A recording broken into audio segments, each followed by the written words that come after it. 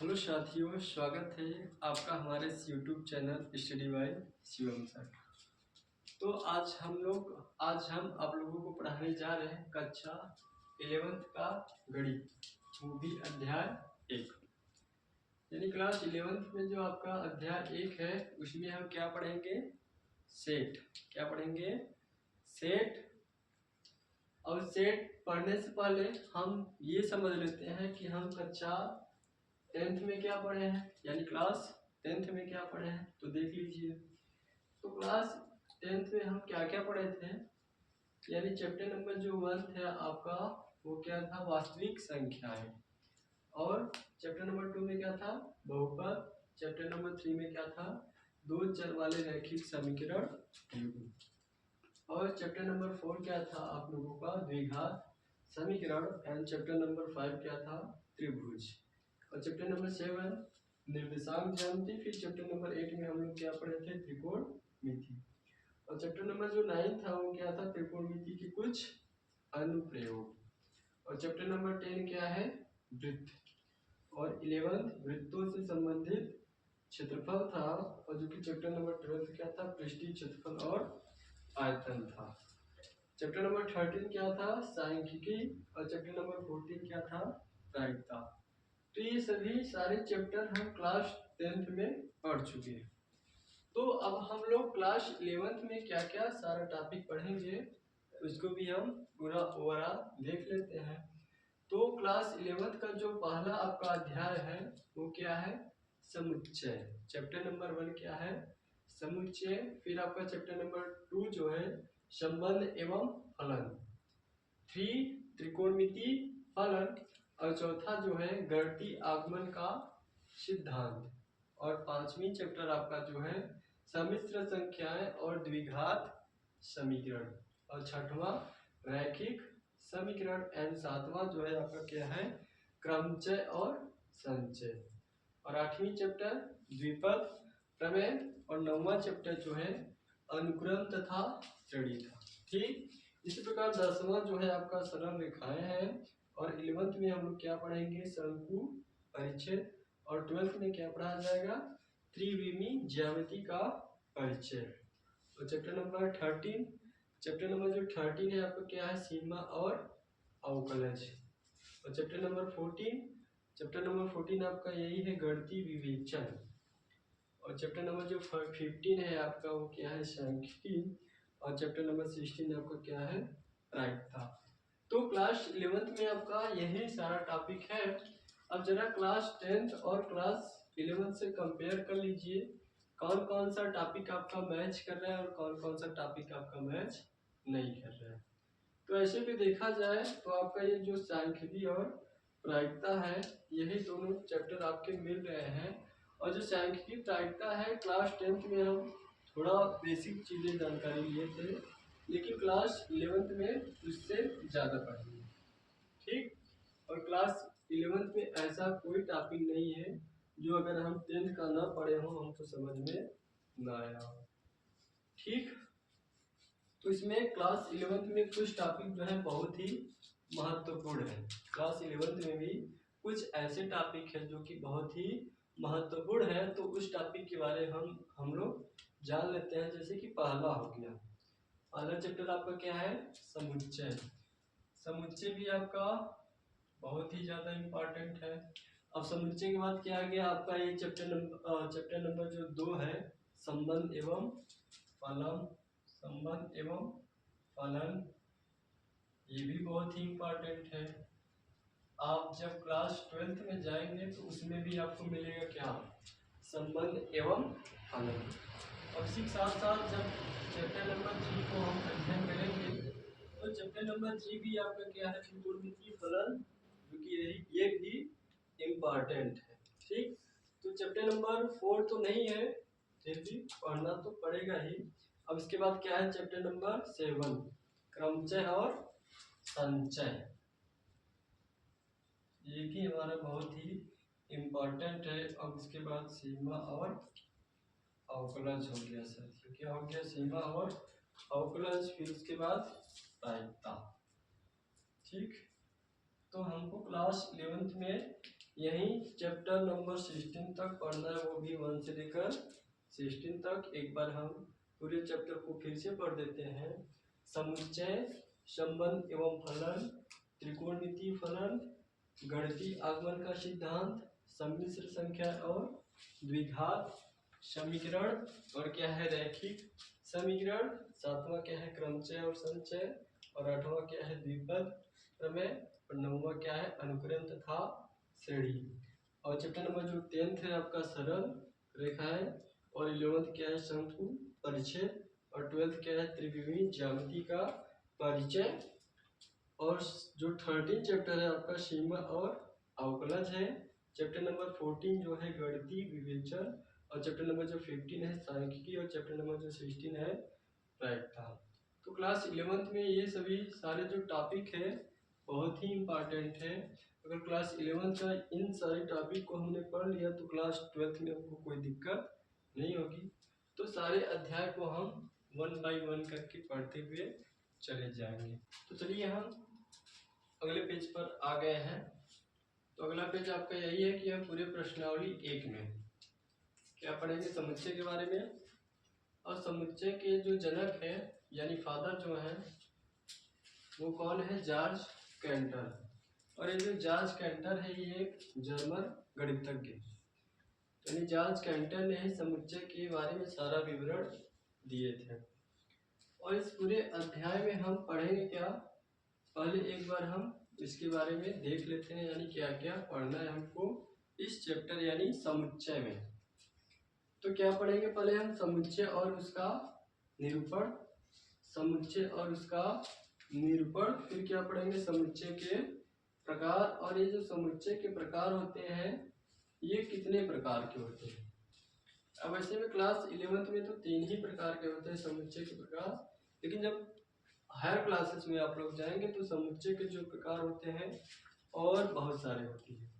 तो समुच्चय के प्रकार कौन कौन, एक रिक्त समुच्चय है आपका, एक आपका क्या है परिमित और अपरिमित समुच्चय, एक त्रित्व समुच्चय है आपका, और एक परिमित और अपरिमित समुच्चय है। ठीक, और जो तीसरा प्रकार है आपका क्या है समान समुच्चय, क्या है समान समुच्चय। अब इसके बाद हम क्या पढ़ेंगे, वेन आरेख, वेन आरेख पढ़ेंगे, और समुच्चयों पर संक्रियाएं, वेन आरेख और समुच्चयों पर संक्रियाएं। और समुच्चयों के पर जो संक्रियाएं हैं उसमें भी आपके 3 प्रकार के होते हैं, कौन, सम्मिलन, सर्वनिष्ठ, अंतर। संक्रियाएं मतलब इसके पहले हम संक्रियाएं के बारे में जानते थे, जैसे प्लस हो गया माइनस हो गया, ये सभी आपके संक्रियाएं के अंतर्गत आते हैं, लेकिन वो सब संक्रिया इसमें नहीं है। इसमें संक्रिया आपके क्या क्या है, सम्मिलन है, सर्वनिष्ठ है और अंतर है, जो कि अभी आगे आप लोगों को बताया जाएगा। अब उसके बाद क्या है समुच्चय का पूरक, क्या है समुच्चय का पूरक। अब उसके बाद लास्ट आपका प्रश्नावली आएगा क्या, व्यावहारिक प्रश्न, क्या आएगा व्यावहारिक प्रश्न। और ये जो समुच्चय और उसका निरूपण है उसको हम प्रश्नावली 1.1 में पढ़ेंगे। इस एक्सरसाइज में पढ़ा जाएगा प्रश्नावली 1.1। ठीक, और जो समुच्चय के प्रकार है, और जो समुच्चय के प्रकार हैं ये आपके एक्सरसाइज 1.2 और 1.3 में देखने को मिलेगा। और जो आपका वेन आरेख और समुच्चयों पर संक्रियाएं हैं ये आपको एक्सरसाइज 1.4 में मिलेगा। और उसके बाद जो समुच्चय का पूरक है, क्या है साथियों, समुच्चय का जो पूरक है वो आपको प्रश्नावली 1.5 में मिलेगा। और उसके बाद जो आपका लास्ट प्रश्नावली है वो किसमें मिलेगा, प्रश्नावली 1.4 यानी एक्सरसाइज 1.6 में मिलेगा। ठीक, तो यही सभी सारा टॉपिक का अध्ययन हम अध्याय 1 में करेंगे। एक बार हम फिर देख लेते हैं। समुच्चय के जो जनक है वो जॉर्ज कैंटर है, वो एक जर्मन गणितज्ञ है, यानी फादर ऑफ जो सेट थ्योरी किसे कहा जाता है, जॉर्ज कैंटर को। और इसमें हम क्या क्या पढ़ेंगे इस पूरे अध्याय में, समुच्चय और उसका निरूपण, समुच्चय के प्रकार। अब समुच्चय कितने प्रकार के होते हैं? 3 प्रकार के, रिक्त समुच्चय, परिमित और अपरिमित समुच्चय और समान समुच्चय। फिर वेन आरेख और समुच्चयों पर संक्रियाएं, समुच्चयों का पूरक और व्यवहारिक प्रश्न। अब इसके बाद का नेक्स्ट पेज हम अगले पेज पर देखें। तो हम अध्याय 1 में क्या क्या पढ़ने वाले हैं उसके बारे में पढ़ चुके हैं। अब अध्याय 1 आपका मेन टॉपिक क्या है इसके बारे में पढ़ते हैं, यानी समुच्चय। तो समुच्चय कहते किसे हैं, सबसे पहले इसके बारे में जान लीजिए। तो समुच्चय का डिफिनीशन देखा जाए तो वस्तुओं के सुपरिभाषित संग्रह को, वस्तुओं के सुपरिभाषित संग्रह को क्या बोलते हैं? समुच्चय। अब इसके डिफिनीशन में आपका आया क्या? एक आपका सुपरिभाषित संग्रह। तो जान लीजिए कि सुपरिभाषित संग्रह क्या होता है। संग्रह जो व्यक्तियों के अनुसार न, संग्रह जो व्यक्तियों के अनुसार ना बदले उसे क्या बोलेंगे? सुपरिभाषित। व्यक्तियों के अनुसार ना बदले मतलब क्या? कोई हम कथन कहें, अगर वही कथन अगर दूसरा इंसान भी कह रहा है वही होता है क्या? आपका सुपरिभाषित संग्रह। जैसे कुछ हम उदाहरण ले लेते हैं। उदाहरण हमने क्या लिया पहले में, 10 से कम विषम प्राकृतिक संख्याएं। और 10 से कम विषम प्राकृतिक संख्याएं क्या क्या होती है? अगर हम बताएंगे तो 10 से कम आपका विषम प्राकृतिक संख्या क्या होगा? 1 होगा, 3 होगा, 5 होगा, 7 होगा और 9 होगा। ये क्या है आपका? 10 से कम विषम प्राकृतिक संख्या।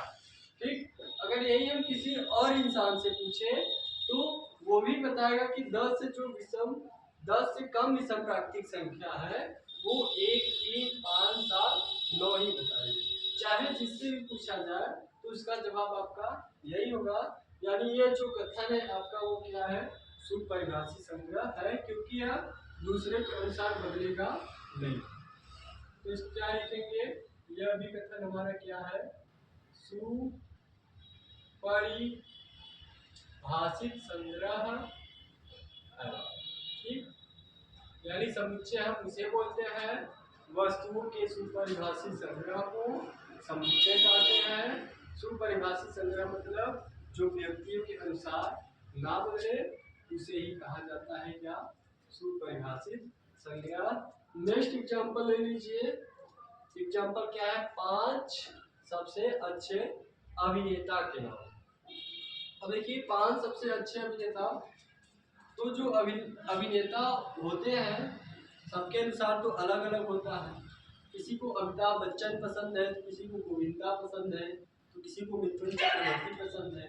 और किसी से पूछा जाए तो उसका भी अभिनेता अलग ही होंगे। यानी यह जो कथन है आपका व्यक्तियों के अनुसार आपका बदलता है।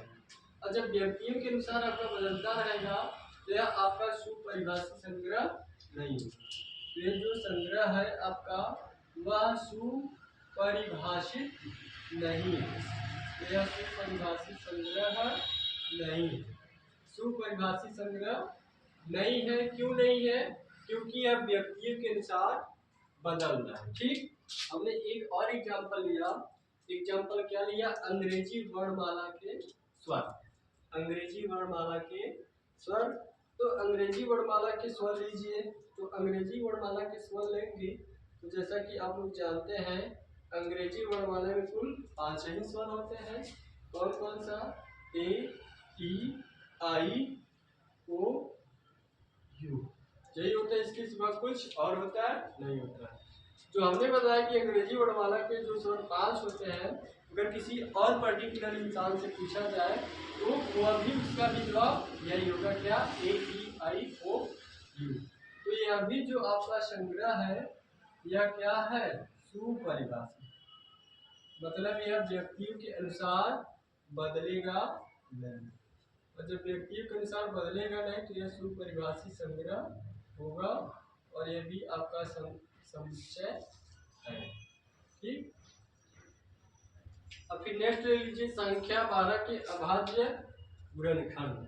तो संख्या 12 के अभाज्य गुणनखंड आपका सुपरिभाषित संग्रह है कि नहीं? तो 12 का निकालिए क्या? अभाज्य गुणनखंड। 12 का अभाज्य गुणनखंड निकाला तो 2 छक 12, 2 तिहाई 6, 3 का 3।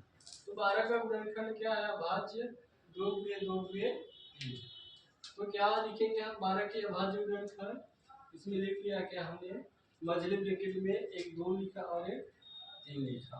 क्योंकि 2 2 3 होगा तो इसमें हम अवयवों की पुनरावृत्ति नहीं करते, अभी आप लोगों को बता देंगे।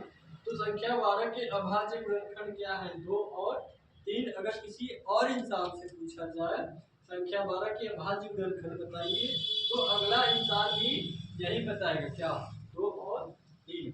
और जब इसका भी जवाब यही होगा तो ये भी क्या आप होगा आपका सुपरिभाषित संग्रह। क्या होगा साथियों? सुपरिभाषित संग्रह है। सुपरिभाषित संग्रह है। और फिर अगला एग्जांपल क्या है? दुनिया के 3 सबसे प्यारे जानवर। दुनिया के 3 सबसे प्यारे जानवर। तो जानवर देखा जाए तो सबके अकॉर्डिंग देखेंगे तो सबका प्यारा जानवर तो अलग अलग होगा। किसी को कुत्ता पालना पसंद है, किसी को बिल्ली पालना पसंद है।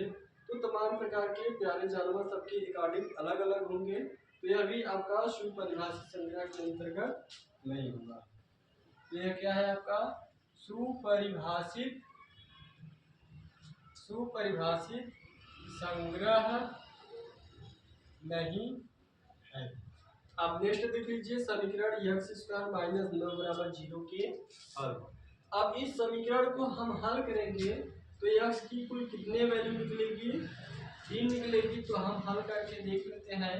x स्क्वायर माइनस 9 बराबर 0 यानी x बराबर क्या मिलेगा? 9। और यहाँ से हम x की वैल्यू निकालेंगे तो x बराबर प्लस माइनस 3 आएगा, यानी x की वैल्यू एक माइनस 3 हुई और एक प्लस 3 हुई। इसको जरा लिख लीजिए ब्रैकेट में, एक 3 हुआ और एक माइनस 3 हुआ। ठीक। तो x स्क्वायर माइनस 9 के हल क्या होगा? 3 और माइनस 3। अगर किसी और इंसान से पूछा जाए कि x square minus 3 x square minus 9 के हल क्या होगा, तो अगला व्यक्ति भी आपका हल 3 और माइनस 3 ही बताएगा। ठीक। तो हमें उम्मीद है कि आपका जो समुच्चय का डिफिनीशन है आपको समझ में आया होगा। एक बार हम आप लोगों को और बता देते हैं कि समुच्चय कहते किसे? समुच्चय हम उसे बोलते हैं वस्तुओं के सुपरिभाषित संग्रह को समुच्चय कहते हैं। आपको ढेर सारा अवयव दिया रहेगा। वस्तु मतलब यही अवयव।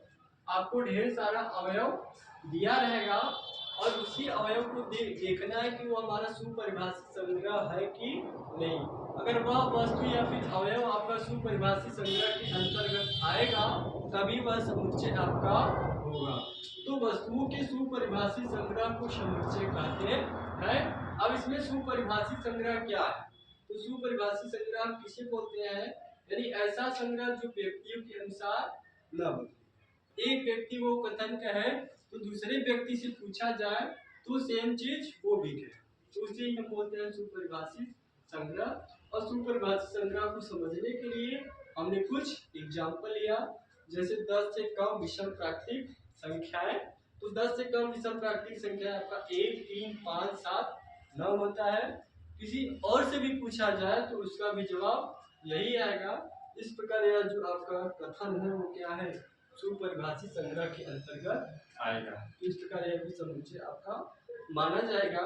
और अगला एग्जाम्पल क्या है? 5 सबसे अच्छे अभिनेता। अभी जो अभिनेता लोग यानी एक्टर लोग होते हैं सबका अपना अपना पसंद होता है। किसी को कौन पसंद है, किसी को कौन और ही पसंद है। ठीक। तो ये भी आपका सुपरिभाषित संग्रह नहीं होगा। अंग्रेजी वर्णमाला के स्वर। अब अंग्रेजी वर्णमाला के जो स्वर होते हैं कितने होते हैं? 5 A E I O U। किसी और व्यक्ति से पूछा जाए तो उसका भी जवाब यही होगा। तो यह भी आपका जो कथन है वो सुपरिभाषित संग्रह के अंतर्गत आएगा। और संख्या 12 के अभाज्य गुणनखंड निकालेंगे तो हमको 2 2 3 1 मिलेगा। लेकिन समुच्चय का कुछ रूल होता है जिसमें हम अवयवों की पुनरावृत्ति नहीं करते। ठीक। 2 3। तो यह भी आपका क्या है? सुपरिभाषित संग्रह है। क्यों है? क्योंकि यह व्यक्तियों के अनुसार नहीं बदल रहा। और दुनिया के 3 सबसे प्यारे जानवर। अब ये जो प्यारे जानवर होते हैं सबको तो अलग अलग ही पसंद होता है। किसी को बिल्ली पालना पसंद है तो किसी को चूहा पालना पसंद है, किसी को खरगोश पालना पसंद है। सबकी गार्डिंग अलग अलग पसंद होती है सबकी। तो ये भी आपका सुपरिभाषित संग्रह नहीं। समीकरण एक्स स्क्वायर माइनस 9 बराबर 0 के हल। अब इसका हम हल निकालेंगे तो हमको क्या मिलेगा, 3 और -3। चाहे जिससे भी पूछा जाए तो वह भी इस समीकरण का हल इतना ही बताएगा। अब इसमें जरा एक बात आप लोग ध्यान में रखिए, जो हमारा समुच्चय होता है, जो हमारा समुच्चय होता है, समुच्चय को हम हमेशा कैपिटल लेटर में लिखते हैं। किसमें लिखते हैं, कैपिटल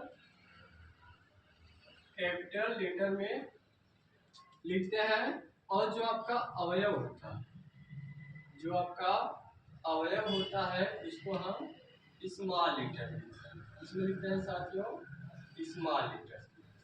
समुच्चय जब भी लिखा जाएगा कैपिटल लेटर में, और जो इसका अवयव होगा वो स्मॉल लेटर में। जैसे यहाँ पे हमने लिखा समुच्चय को, चूंकि यह सुपरिभाषित संग्रह है तो ये समुच्चय आपका माना जाएगा। तो इस समुच्चय को डिनोट करेंगे हम कैपिटल लेटर से। मान लिया ए है और इसके जितने भी अवयव होंगे उसको मझले ब्रैकेट के अंदर वो भी स्मॉल लेटर में लिख देंगे, बीच में कामा लगाते हुए, जैसा कि अभी आगे आप लोगों को बताया जाएगा। 2-3 अवयव होंगे इसके, 12 के अभाज्य गुणनखंड, मझले ब्रैकेट में लिखा 2, 3। यानी समुच्चय को जब भी हम डिनोट करेंगे कैपिटल लेटर से, और समुच्चय के जो अवयव होंगे उसको हम स्मॉल लेटर से डिनोट करते हैं। जैसे एक और ले लीजिए, एक मान लो हमने समुच्चय लिया डी, और डी के अवयव क्या है, 1 है, 2 है, 3 है, 4 है, 5 है, 6 है, 7 है, ऐसे 9 है, 10 है। तो समुच्चय आपका हमेशा कैपिटल डी से डिनोट किया जाएगा, और समुच्चय के जो अवयव होंगे वो स्मॉल लेटर से डिनोट किए जाएंगे, वो भी कामा लगाते हुए मझले ब्रैकेट में। तो वस्तुओं की सुपरिभाषित संग्रह को समुच्चय कहा जाता है। सुपरिभाषित संग्रह किसे कहते हैं, ऐसा संग्रह जो व्यक्तियों के अनुसार ना बदले, वह होता है कि आपका सुपरिभाषित संग्रह। और हमने कुछ एग्जाम्पल लिया, कुछ एग्जाम्पल में आपका सुपरिभाषित संग्रह था और कुछ एग्जाम्पल में आपका सुपरिभाषित संग्रह नहीं। मुझे उम्मीद है कि यह आपको टॉपिक समझ में आया होगा। इसके आगे का पेज हम, इसके आगे का अध्ययन हम अगले पेज में करेंगे। तो चलिए हम अगले पेज पर आ गए हैं। इसके पिछले पेज वाला हम पहले पढ़ चुके हैं। तो समुच्चय का निरूपण, समुच्चय क्या होता है उसके बारे में हम आप लोगों को बता दिए हैं। अब समुच्चय का निरूपण कैसे किया जाता है उसके बारे में बता देते हैं। तो समुच्चय का जो निरूपण होता है आपका, वो 2 तरीके से किया जा सकता है। पहला क्या है, रोस्टर या सारणीबद्ध रूप, और जो दूसरा है वो समुच्चय निर्माण रूप। अब रोस्टर या सारणीबद्ध रूप में हम समुच्चय को कैसे दर्शाएंगे, उसके अवयव को कैसे दर्शाएंगे, वो सारा विवरण हम एक एक करके आप लोगों को बताएंगे। जरा ध्यान से सुनिएगा। रोस्टर या सारणीबद्ध रूप में लिखने के लिए हम क्या करेंगे, कुछ टॉपिक होते हैं उसको ध्यान में रखते हुए सारे पॉइंट को लिया जाता है। तो देखिए हमने माना क्या, एक समुच्चय लिया क्या, ए। अभी इसके पहले हम लिए थे ना एक सुपरिभाषित संग्रह वाला, जिसमें क्या था, 10 से कम विषम प्राकृतिक संख्या। उसी को हमने क्या किया, रोस्टर या सारणीबद्ध में लिखने का प्रयास किया। तो ए मान लिया कि जो समुच्चय है उसको ए मान लिया, और उसके अवयव को हमने क्या किया, मझले ब्रैकेट में लिख दिया। ठीक, तो समुच्चय को ए लिख दिया और एक मझला ब्रैकेट बनाया, और मझला ब्रैकेट बनाने के बाद वो सारी चीजें हमने अवयव को लिख दिया। यानी 10 से कम विषम प्राकृतिक संख्याएं क्या क्या है, 1 है, 3 है, 5 है, 7 है और 9 है। यानी 10 से कम विषम प्राकृतिक संख्या। अब जरा देख लीजिए वो महत्वपूर्ण पॉइंट आपके क्या है, समुच्चय के अवयव की सूची बनाकर उन्हें मझले कोष्ठकों में कामा लगाकर लिखा जाता है। जो भी समुच्चय रहेगा, जो भी समुच्चय का अवयव रहेगा, उनको हम मझले ब्रैकेट में लिखेंगे। मझले ब्रैकेट में लिखने के बाद और अवयव के बीच हम कामा लगाते हुए रख देंगे। और एक अगला पॉइंट क्या होता है, अवयव की सूची में किसी भी अवयव की पुनरावृत्ति नहीं करते। और जो हमारा अवयव होता है और अवयवों की सूची में हम किसी भी अवयव की पुनरावृत्ति नहीं करते। पुनरावृत्ति करने का मतलब उसको हम 2 बार नहीं लिख सकते। जैसे हमने 12 का भी अभाज्य ग्रंथ निकाला था, 12 का अभाज्य ग्रंथ निकाला था तो हमको क्या मिला था, 1 2 6 12, 2 तिहाई 6 और 3 1 3। तो यहाँ पे 2 बार आ गया है ना, तो हम 2 को 2 बार नहीं लिख सकते। ये आपका यही समुच्चय का रूल होता है, जो भी अवयव रहेगा वो एक ही बार लिखा जाएगा। ठीक, यही है अवयवों की सूची में किसी भी अवयव की पुनरावृत्ति नहीं करते। और अगला क्या है पॉइंट आपका, अवयवों को किसी भी क्रम में लिखा जा सकता है। किसी भी क्रम का मतलब जैसे यहाँ पे 2 और 3 लिखा गया है, 2 कामा 3, तो यहाँ पे हम 3 कामा 2 भी लिख सकते हैं। यही क्या है, अवयव को किसी भी क्रम में लिखा जा सकता। एक बार फिर समझ लीजिए, रोस्टर या सारणीबद्ध हमने सुपरिभाषित संग्रह वाला एग्जाम्पल लिया जो पिछले पेज में बताए थे आप लोगों को। पहला क्या था, 10 से कम विषम प्राकृतिक संख्या। तो 10 से कम विषम प्राकृतिक संख्याएं कौन कौन से होते हैं, एक होगा, 3 होगा, 5 होगा, 7 होगा और 9 होगा। अब इसको लिखा हमने रोस्टर या सारणीबद्ध रूप में। और रोस्टर या सारणीबद्ध रूप में लिखने की कुछ पॉइंट होते हैं महत्वपूर्ण, उसको देख लेते हैं। समुच्चय को हमने कैपिटल ए माना और उसके सारे अवयवों को मझले ब्रैकेट में कामा लगाते हुए लिखते हुए चला गया। और अगला आपका पॉइंट क्या था, अवयव की सूची में किसी भी अवयव की पुनरावृत्ति नहीं करते। मतलब एक ही अवयव को हम 2 या 3 बार नहीं लिख सकते, यही है कि आपका पुनरावृत्ति का मतलब। और अवयव को किसी भी क्रम में लिखा जा सकता है, यानी जैसे यहाँ पे AEIOU लिखा गया है तो हम IEAOU भी लिख सकते हैं। अब जब रोस्टर या सारणीबद्ध रूप आपको समझ में आ गया तो हम देख लेते हैं क्या समुच्चय निर्माण रूप। अब समुच्चय निर्माण रूप में हम समुच्चय के अवयव को कैसे लिखते हैं जरा उसको भी देख लीजिए। अब देखिए इसमें क्या पॉइंट को ध्यान में रखते हैं। इस विधि में मझले कोष्ठकों में अवयव के लिए यक्स या और भी संकेत लिखकर उनका गुणधर्म लिखा जाता है। इसमें हम क्या करेंगे, समुच्चय निर्माण में जो समुच्चय का आपका अवयव रहेगा उसका एक संकेत मान लेंगे, जितने भी अवयव रहेंगे उसका एक संकेत मान लिया जाएगा और जो भी संकेत मानेंगे उसकी सारी गुणधर्म को लिख देंगे। तो देखिए हमने इसी को लिया जो रोस्टर या सारणीबद्ध का पहला एग्जाम्पल था, 1 3 5 7 9 वाला, यानी 10 से कम विषम प्राकृतिक संख्या वाला, उसको ले लिया और सारे अवयवों को हमने क्या मान लिया, एक्स मान लिया। संकेत के रूप में क्या मान लिया, एक्स मान लिया। और यक्स के सारे गुणधर्म को क्या किया, लिख दिया। तो माना क्या, यक्स सच दैट यक्स जो है 10 से कम विषम प्राकृतिक संख्या है। अब ये जो डबल डॉट है इसका मतलब समझ लीजिए, ये जो डबल डॉट है इसका मतलब समझ लीजिए, इसको हम क्या बोलते हैं, सच दैट। इस सिंबल को क्या बोलते हैं, सच दैट, जिसको हिंदी में बोलते हैं ऐसे है, ऐसे है कि, या तो डबल डॉट से समझो या फिर एक इस टाइप का सिंबल होता है, इसको भी हम सच दैट बोल सकते हैं। ठीक, तो समझ में आया। इसी प्रकार रोस्टर या सारणीबद्ध रूप का अगला एग्जाम्पल ले लीजिए, जो कि क्या है, AEIOU, जो कि अंग्रेजी वर्णमाला के 5 स्वर है।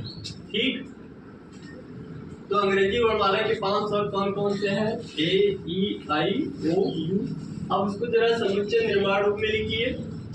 समुच्चय निर्माण रूप में लिखने के लिए इसके जितने भी अवयव हैं उसको हम एक संकेत मानेंगे, इसका हम एक संकेत मानेंगे और वह संकेत क्या है आपका, एक्स।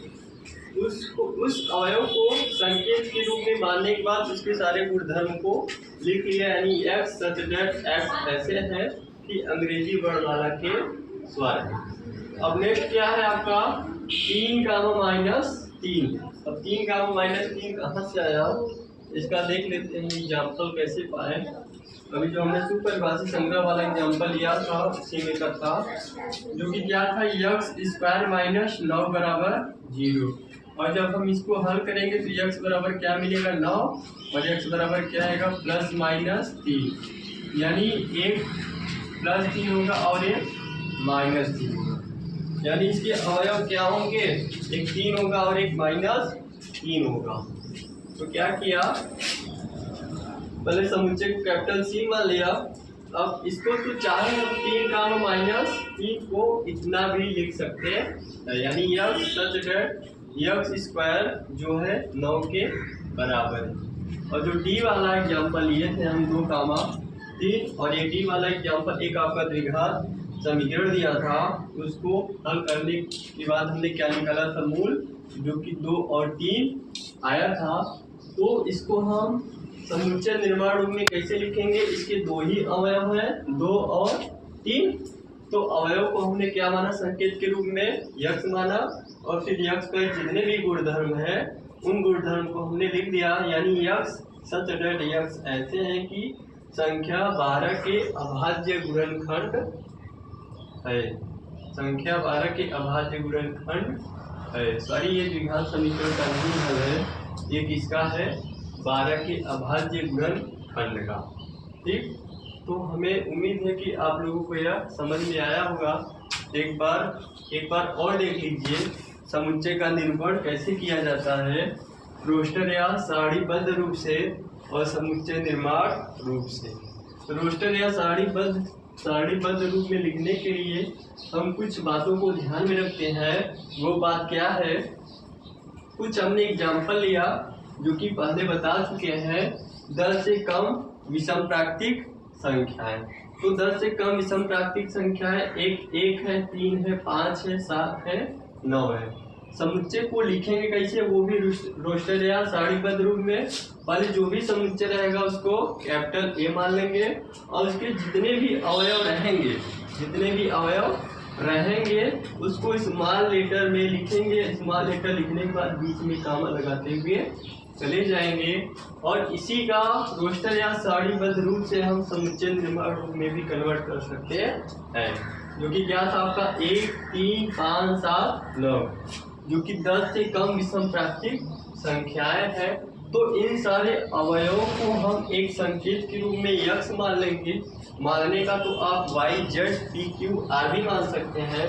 तो हमने सारे अवयवों का एक संकेत क्या माना, x माना, और यक्स के बारे में सारे गुणधर्म को लिख दिया। क्या लिखा, यक्स सच दैट यक्स ऐसे है कि 10 से कम विषम प्राकृतिक संख्याएं। और इस सिंबल को क्या बोलते हैं, आप लोगों को बता दिए हैं, क्या बोलते हैं, सच दैट, यानी ऐसे है कि इसका 2 सिंबल होता है, एक डबल डॉट के जैसा होता है और एक सिंपल सा छोटा सा लाइन बना है। ठीक, इसमें क्या होता है, इस विधि में मध्यले कोष्ठकों में अवयव के लिए यक्स या और भी संकेत लिखकर उनका गुणधर्म लिखा जाता है। इसके बाद वाला पेज हम अगले पेज में देखेंगे। तो हमारा अगला पेज यह है। अब कुछ हमने एग्जाम्पल ले लिया रोस्टर या सारणीबद्ध रूप में लिखने के लिए और समुच्चय निर्माण रूप में लिखने के लिए। तो पहले हमने रोस्टर या सारणीबद्ध रूप में लिखने के लिए कुछ एग्जाम्पल लिया। क्या, 1, 4, 9, 16 एग्जाम्पल क्या लिया हमने, रोस्टर या सारणीबद्ध रूप को लिया और उसी को हम कन्वर्ट करेंगे किसमें, समुच्चय निर्माण रूप में। या फिर समुच्चय निर्माण रूप को हम रोस्टर या सारणीबद्ध रूप में कैसे कन्वर्ट करेंगे, वही बातों को हम आज सीखेंगे। तो चलिए देखते हैं। तो हमने एक रोस्टर या सारणीबद्ध रूप में एक एग्जाम्पल लिया, क्या, यह वाला, इसको हमको ए मान लेना चाहिए था जो कि नहीं मानेगा। तो रोस्टर या सारणीबद्ध रूप में हमने समुच्चय को क्या लिया, कैपिटल ए माना, और इसके अवयव क्या लिखे गए हैं, 1, 4, 9, 16। आप देखिए मध्यले ब्रैकेट में लिखा गया है, वो भी कामा लगा दिए। मतलब इसकी सारे जितने नियम होते हैं सबका पालन इसमें किया गया है। अब इसको कन्वर्ट करिए किसमें, समुच्चय निर्माण रूप में। तो जरा देखो, रोस्टर या सारणीबद्ध रूप में जो आपका लिखा गया है अवयव, पहला क्या है, 1 है, 4 है, 9 है, 16 है। और ये हमको मिलेगा कैसे? एक का हम वर्ग करेंगे तो 1 मिलेगा, 2 का वर्ग करने पर 4 मिलेगा, 3 का वर्ग करने पर 9 मिलेगा, 4 का वर्ग करने पर 16 मिलेगा। यानी 1 से लेकर 4 तक संख्या अंकों का हम वर्ग करेंगे तो हमको क्या मिलेगा? इस एग्जाम्पल का, इस समुच्चय का अवयव मिलेगा। ठीक, अब इसको हम समुच्चय निर्माण रूप में कन्वर्ट कर लेते हैं। तो जैसा कि हम आप लोगों को बता दिए थे कि समुच्चय के जो अवयव होते हैं, अगर हम इसको समुच्चय निर्माण रूप में लिखेंगे तो सारे अवयवों को एक संकेत मान लेते हैं और वो संकेत आपका क्या रहेगा? x। वो संकेत आपका क्या रहेगा? x।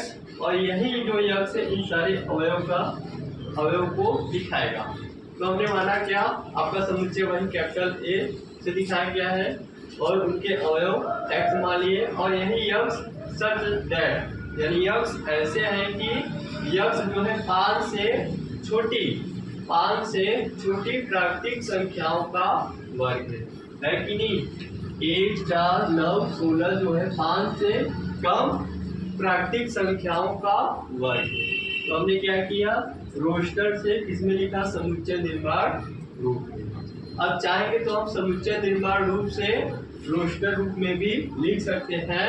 अब इसमें क्या था? यक्ष ऐसे है कि 5 से छोटी प्राकृतिक संख्याओं का वर्ग है। तो प्राकृतिक संख्या हम जानते हैं, जैसे 1, 2, 3, 4 और 5 से छोटी लेना है तो हम 4 तक ही रहेंगे।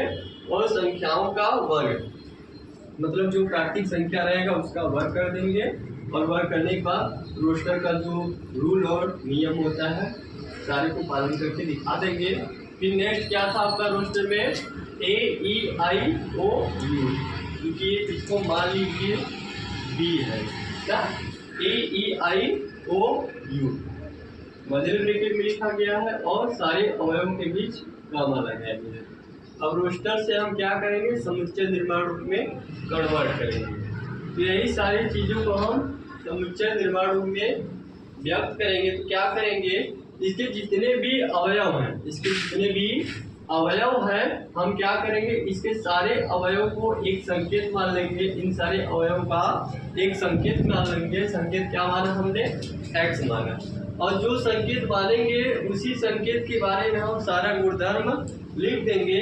गुणधर्म क्या लिखा गया? यक्ष सच दैट यक्ष ऐसे है कि अंग्रेजी वर्णमाला का स्वर है। और इस अवयव को जो हमने यक्ष माना और ये जो अवयव है आपके क्या है? अंग्रेजी वर्णमाला के स्वर है। यानी यक्ष सच दैट यक्ष ऐसे है कि अंग्रेजी वर्णमाला का स्वर है। अब इसी को हम समुच्चय निर्माण रूप को हम रोस्टर रूप में लिख सकते हैं। जैसे देखिए, यक्ष सच दैट यक्ष ऐसे है कि अंग्रेजी वर्णमाला का स्वर है। तो अंग्रेजी वर्णमाला के स्वर आप लोग जानते हैं 5 ही होते हैं, AEIOU। और रोस्टर में लिखने के लिए जो आपका नियम होता है उसका पालन कर देंगे। अगला एग्जाम्पल ले लीजिए तीसरा। अगला एग्जाम्पल हम ले लेते हैं तीसरा। इस समुच्चय को हमने क्या माना? Capital C। अब इस समुच्चय का अवयव क्या है? 4 है, 5 है, 6 है, 7 है, 8 है और 9 है। जरा इनको देखिए ध्यान से। 4 के बाद क्या आया? 5 आया, 5, 6, 7, 8 कहाँ तक रुका? 9 तक रुका।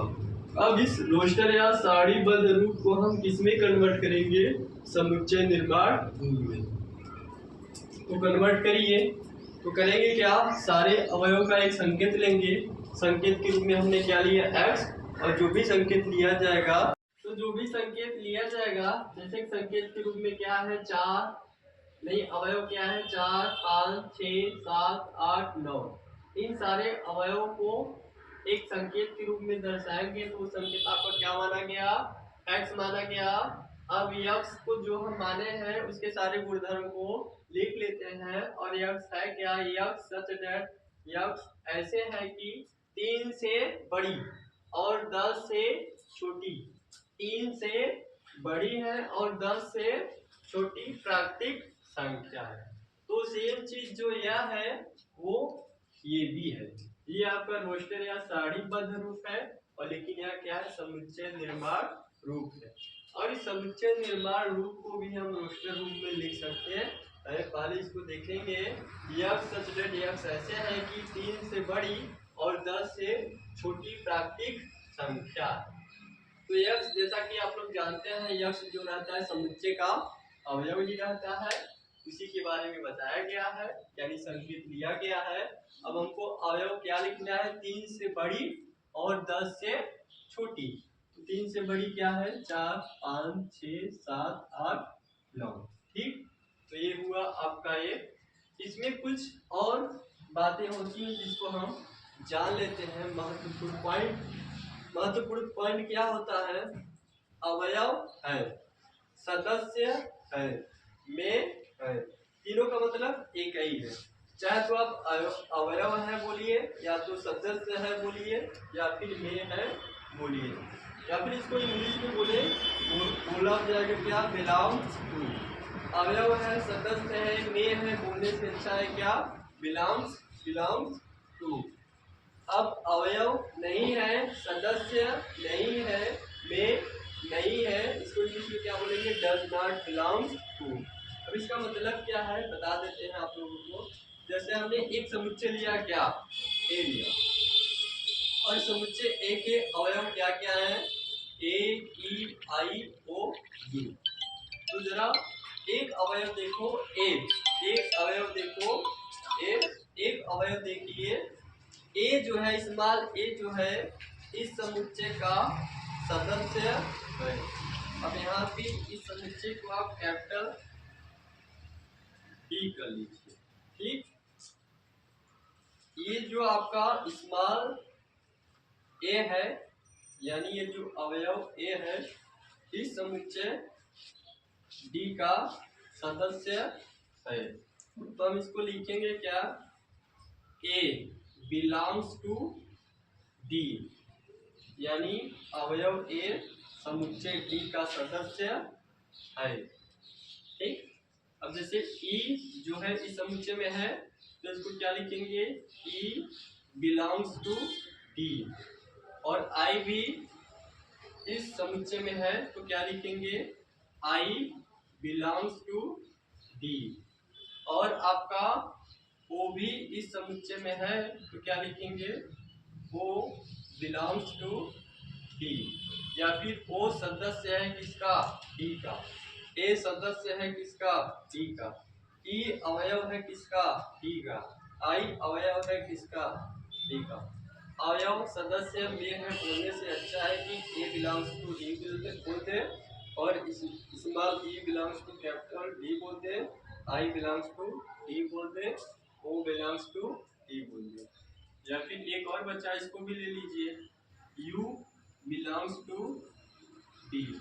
अगर कोई अवयव आपका इस समुच्चय में नहीं रहेगा, कोई अवयव आपका समुच्चय डी में नहीं रहेगा, तो उसको हम कैसे लिखेंगे। जैसे मान लो हमने एक स्मॉल एफ ले लिया, तो स्मॉल एफ जो है आपका इस समुच्चय में है नहीं है, तो इसको हम कैसे लिखेंगे, बिलोंग्स टू का तो बनाएंगे और थोड़ा सा यहाँ से क्रॉस कर देंगे, और यही क्रॉस क्या दिखाएगा कि ये सदस्य नहीं है, इसका नहीं है, डी का नहीं है, यानी F does not belongs to D। और ले लीजिए, जैसे हमने स्मॉल h ले लिया, तो स्मॉल h देखेंगे तो इस समुच्चय में इसका अवयव है नहीं, तो small h does not belongs to capital D। अगर अवयव रहेगा, सदस्य रहेगा उस समुच्चय का, तो हम बिलोंग्स टू का सिंबल देंगे। अगर सदस्य नहीं रहेगा, अवयव नहीं रहेगा उस समुच्चय का, सॉरी, यहाँ पे बिलोंग्स टू का सिंबल रहेगा। और अगर अवयव नहीं है, सदस्य नहीं है, तो वहाँ पे हम डज नॉट बिलोंग्स टू का सिंबल देंगे। बिलोंग्स टू का सिंबल यही है, थोड़ा सा ऐसे बनता है। ठीक, तो हमें उम्मीद है सारणी या रोस्टर या सारणीबद्ध रूप से आप समुच्चय निर्माण रूप में कन्वर्ट कर लेंगे, या फिर समुच्चय निर्माण रूप से रोस्टर रूप में कन्वर्ट कर लेंगे। और ये भी पॉइंट आप लोगों को समझ में आया होगा। पूछा जाएगा कि ये वाला अवयव इस समुच्चय का सदस्य है कि नहीं, तो इसको हम इस प्रकार लिखकर दर्शा देंगे। तो उम्मीद है आपको यह सारी बातें समझ में आया होगा, यह लेक्चर आपको अच्छा लगा होगा। अगर यह लेक्चर आपको समझ में आया हो तो प्लीज़ हमारे इस channel study bye Shivam sir को लाइक शेयर सब्सक्राइब जरूर कीजिए।